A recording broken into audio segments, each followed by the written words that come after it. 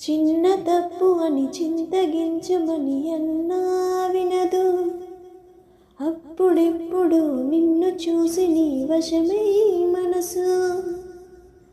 కన్నీరైనా గౌతమి కన్నా తెల్లారైనా పున్నమి కన్నా మూగైపోయా నేనిలా.